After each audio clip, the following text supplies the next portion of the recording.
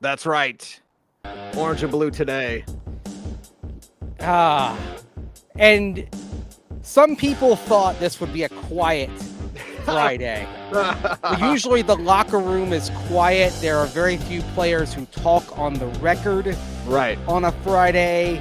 We usually just get Sean Payton talking, maybe one other guy, that's it. Well, we got a couple of guys today. We're going to, but the one that we heard from is pretty significant because Russell Wilson talked. He was going to talk on Thursday. Then they said no, maybe on Friday. And then it seemed like maybe he wasn't going to talk. And then, Mace, he did. You were there in the locker room. Let's discuss what Russell Wilson had to say. We've got the video clips. We've got the audio. We're ready to go. Yeah. Do we just want to tee Russ up here? Do we just want Which one do you want? Do you want him on being benched or when he was approached? One's a 2-minute clip. One's a 53-second clip. Okay.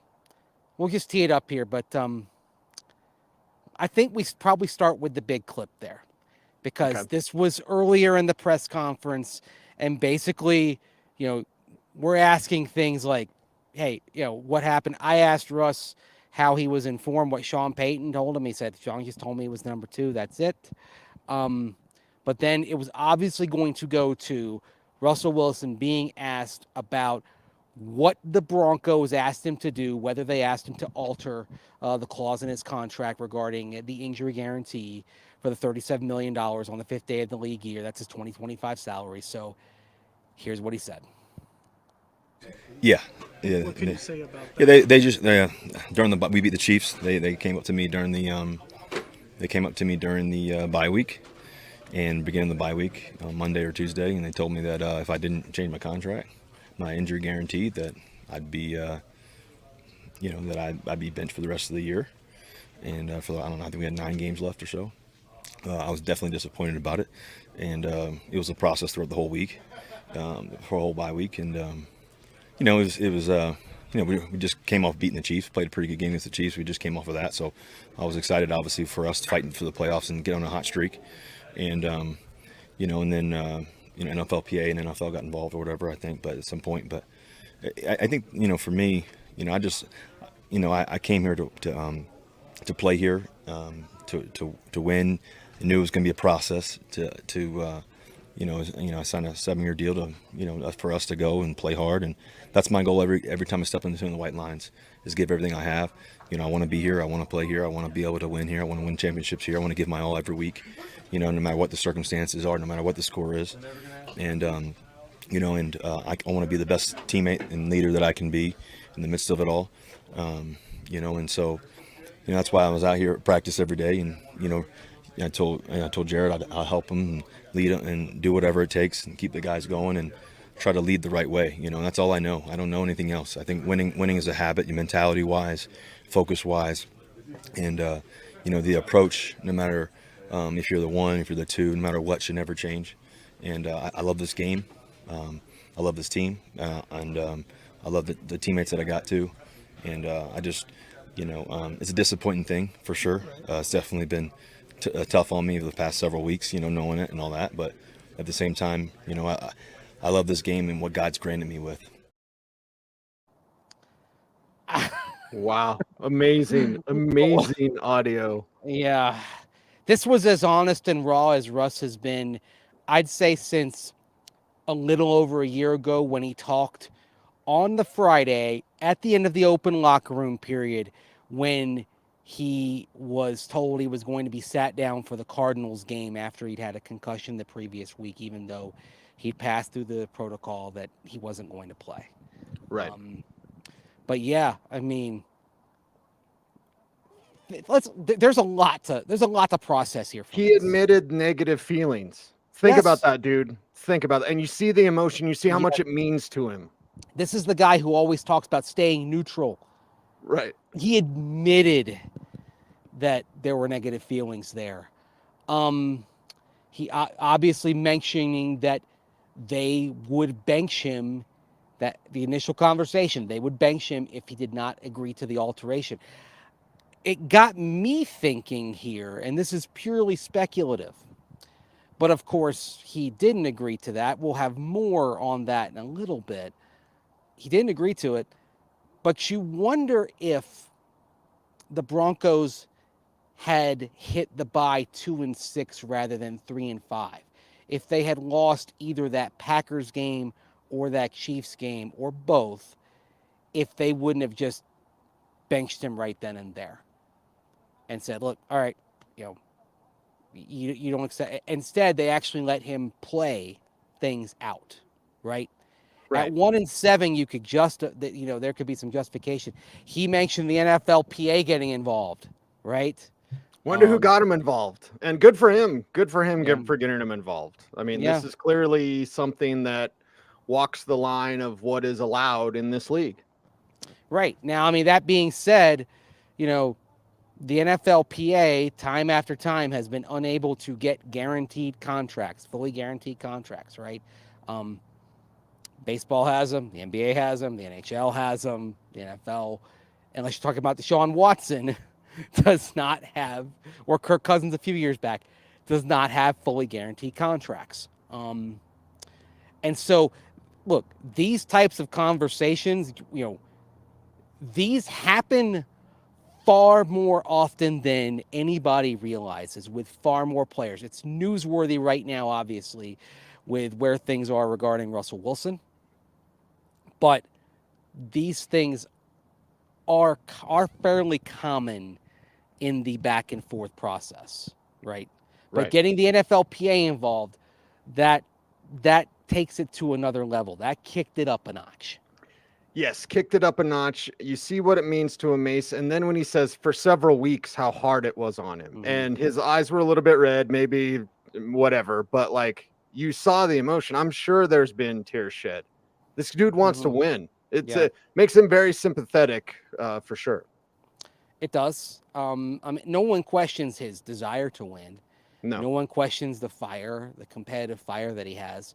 If you have a chance to watch the NFL Films mic'd up segment that they had with Russell Wilson, they had a mic on him for what appears to be his last start as a Denver Bronco last Sunday against the Patriots. And you can see that coming across in how he plays.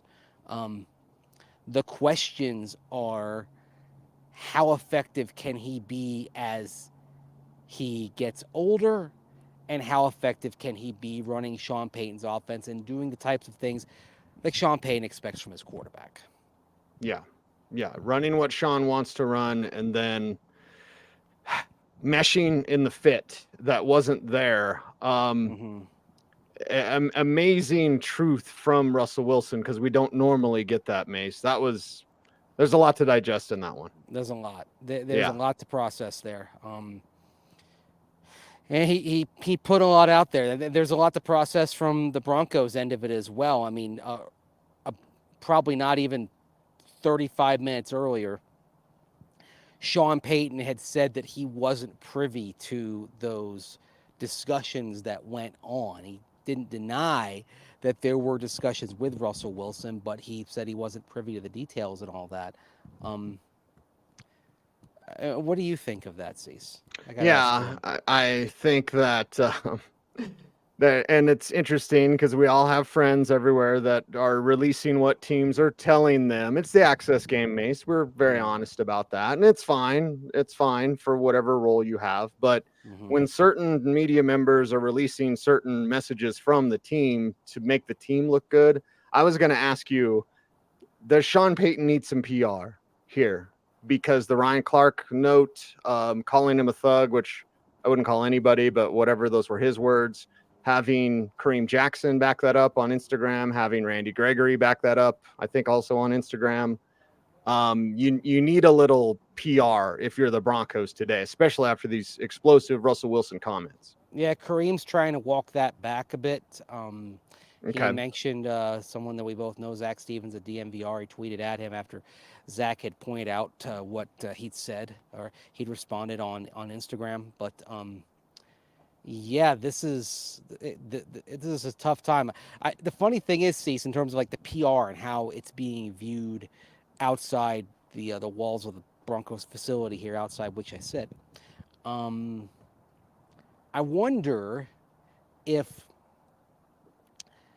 this changes the sentiment of what people were thinking. I put a poll out this morning asking who you thought was more at fault for how things went regarding Russell Wilson here in Denver, and I put 4 names up there: Nathaniel Hackett, George Paton, Sean Payton, and Russell Wilson. Okay. George Paton, number 1, right? Okay. Do you think that would still be the case if I asked that question now? No. In fact, it might be time for another poll, right? Might be time for another poll because a lot of people not necessarily turn on Sean Payton. Listen, this is Sean Payton, right? This is who he is. This is what you're going to get. And as I mentioned yesterday on whatever show I was on, sorry, I talk a lot. Corporation treated an employee badly. Welcome to 2023. That's life. Yep. That's the way it is. Sorry. There's no feelings in this. It's business. This is why unions exist. Right. That's why I'm glad the union got involved. Like, yes, that's what you're supposed to have a union for. I mean, could the NFLPA do things better? Absolutely. I mean, I think some of the fights that they have engaged in aren't the fights that should be fought. I mean, I think if I were whispering in their ear, I'd say, you guys need to be fighting for guaranteed contracts and you'd be fighting for health care for life. Because look, I mean, Russell Wilson pointed it out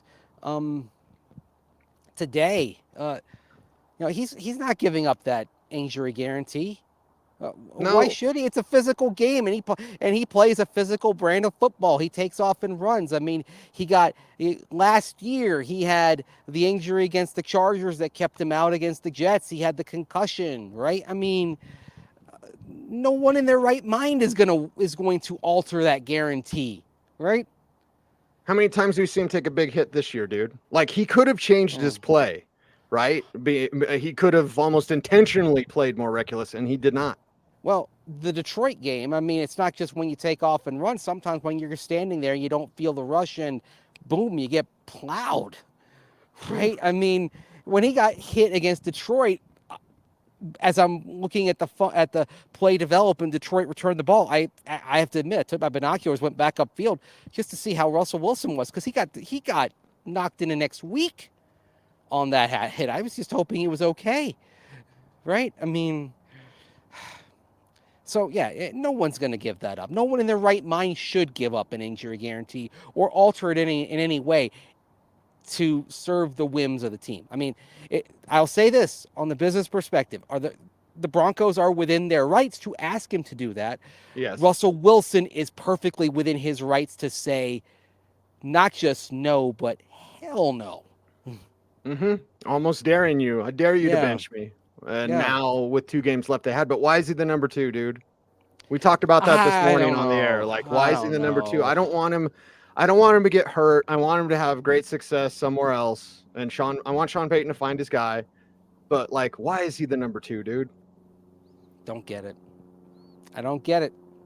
If this is the decision that has been made, that you already asked him to waive the guarantee and or threaten to bench him, which is saying that you're trying to move on, right? I look, I'm trying to put myself in the Broncos' shoes and have a logical explanation for this, but maybe it's because I'm looking for a logical explanation. I don't think there is a logical explanation except to say, well, if Stidham gets hurt, Russell Wilson still represents our best chance to get a win. But you got bigger things in play. I mean, the salary cap situation's already bad enough with the $85 million in dead money that's going to be hitting your books if you cut Russell Wilson before the 5th day of the league year. Do you really want to add $37 million to that? I mean, look, it's not an issue of cash.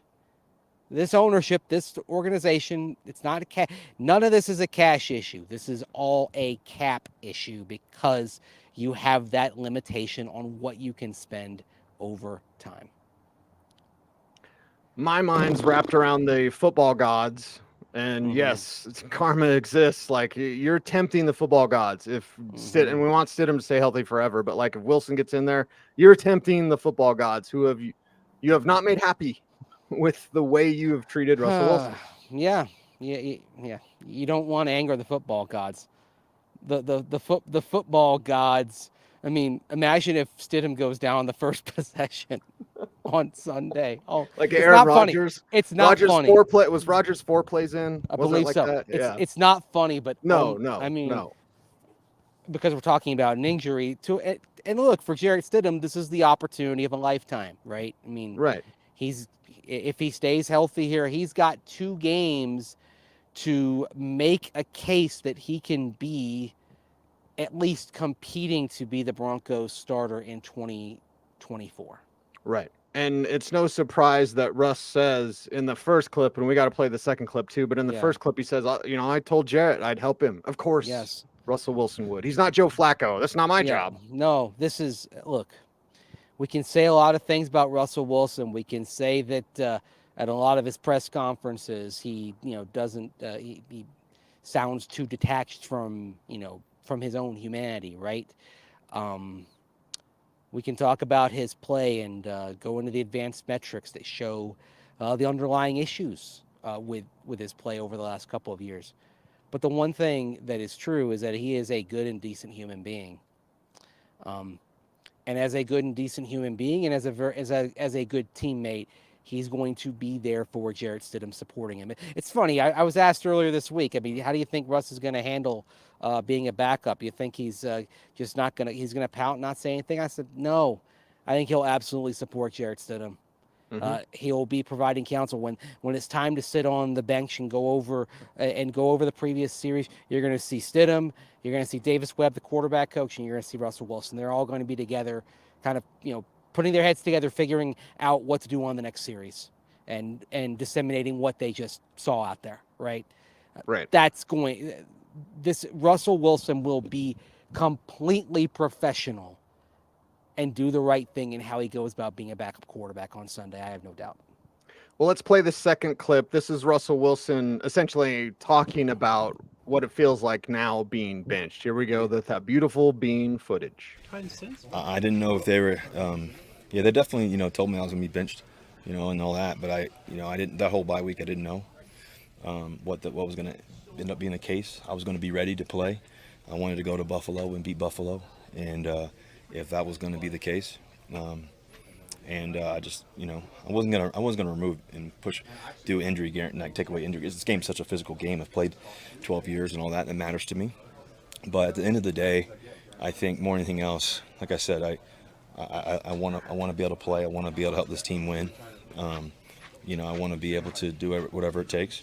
And also at the same time, I love this game, and I just. So I know every time I step on the field, it's a physical game, and that's the part I never play timid. I never play scared. That's how I've always played. Yeah. There it is. I feel like we could just play that on a loop and then pop in every, once in a while and talk about it. But yeah, he's going to prepare. He's going to be ready if he needs to be, and he's going to go in. And again, doesn't make Sean Payton look real good.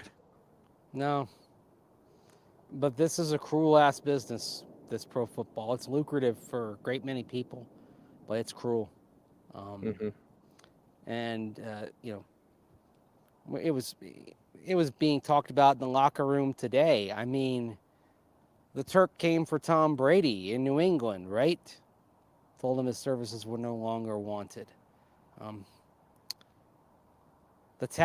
Peyton Manning got asked to take a pay cut by John Elway.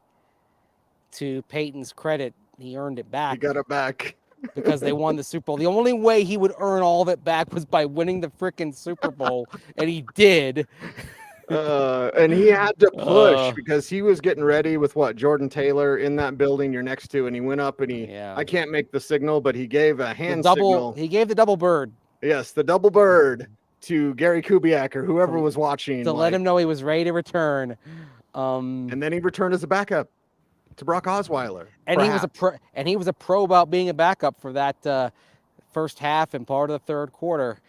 And because he had prepared when he stepped in, provided, I'd say, the most goosebump-inducing moment on the football field of any game that I've ever covered was when Peyton Manning came off the bench with the Broncos trailing the Chargers 13-7 in that regular season finale back in January of 2016. If you've seen Karate Kid, That's what it reminded me of.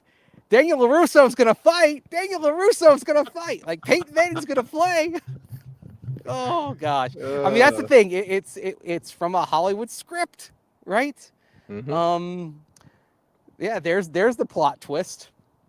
Stidham Andrew gets hurt. Mason says the NFL is script. You're gonna put me in the Arian Foster category. I mean, like, right. Yeah, some of this stuff, I'm not sure that was part of the script that Arian Foster talks about. Well, if it's scripted, I'm glad the script involved me working for a team at the time that won a Super Bowl, so I got a big fat Super Bowl ring with my name on it. That's good. Nice. That was good timing and a nice fortuitous break on the part of the quote unquote script. Right. To wrap things up, Mason, if you've got more, please let me know. But when watching Russell Wilson and you around him today, I won't get too basically philosophical. People may take it another way, but whatever. But like there are people like Russell Wilson who believe you're only given what you can handle. Yeah. I think this, and the way it was given to him and what he had to deal with, shows the strength of that man mentally, because teammates were shocked and he'd been dealing with this since the bye. Yeah. He'd been carrying this by him pretty much within himself and his own team for nearly 2 months. Wow. Yeah. Think about that. And look, I mean, we can talk about, whether Russell Wilson connects with every corner of the locker room, this, that, and the other. But the stuff that's coming out, it's a thunderbolt. There'll be some players with whom this doesn't sit well. One might be Courtland Sutton, and he's not going to play this week. And honestly, there are scenarios where he just chooses like, no, I'm not going to play, even though I could. Maybe he's got a pass. It's a concussion, so it's different. Mm-hmm. But I've seen this a million times before where guys get mad at the end of the year and they're like, I'm not playing. Both Courtland Sutton and Baron Browning already ruled out for the game, by the way. Right. Yeah. And honestly, like, if you have players who take Russ's side on all this, we could do a show on this when the off season kicks in here. But you might have some guys who are upset about this that maybe ask to be dealt. And that really forces you into a rebuild. It might not be the worst thing because you could get back draft capital, which you desperately need. But there is a scenario where dominoes fall. Players, and some players, maybe they look at this and they don't trust the organization, to where it forces the Broncos' hand into really hitting the button on a reset, not just a rebuild, but a reset, which might go hand in hand with a new quarterback walking in the door late April that you get out of the first round. I think what the Broncos do this offseason at quarterback is going to be fascinating, because Sean Payton's never been shy about moving up to get the player he wants, and now this could be a scenario where you've got a player at the most important position. You think he wouldn't move if he fell in love with Drake May? You think he wouldn't try to move heaven and earth to get him? Oh yeah. I've said it on air. Like, they're not getting Caleb Williams or Drake May, but yeah, if you wanted him, you love your guy, go get your guy. I don't care who you got to send out of here.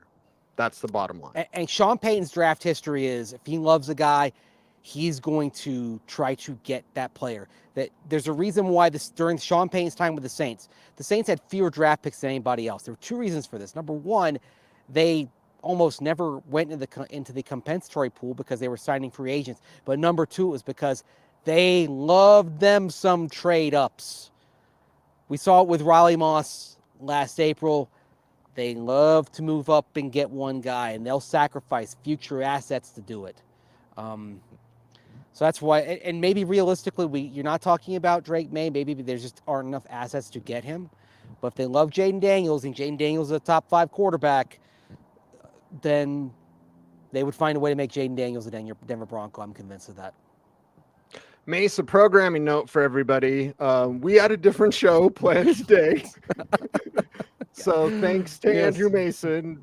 I asked him before the show. This is our off-air conversations. I said, "Hey, Mace, you want to go home and we'll do another show?"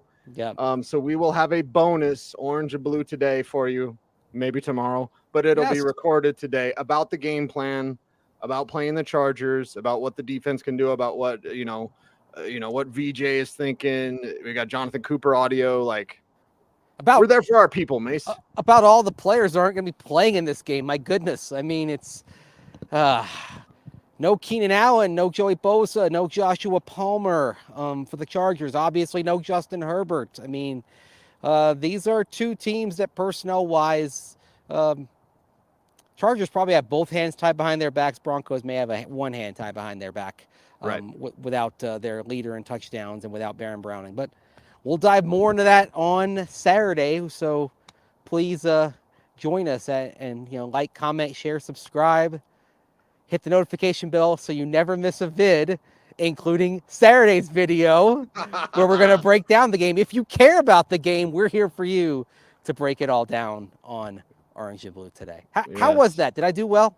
You did exactly what you needed to do, my friend. That was excellent, as always.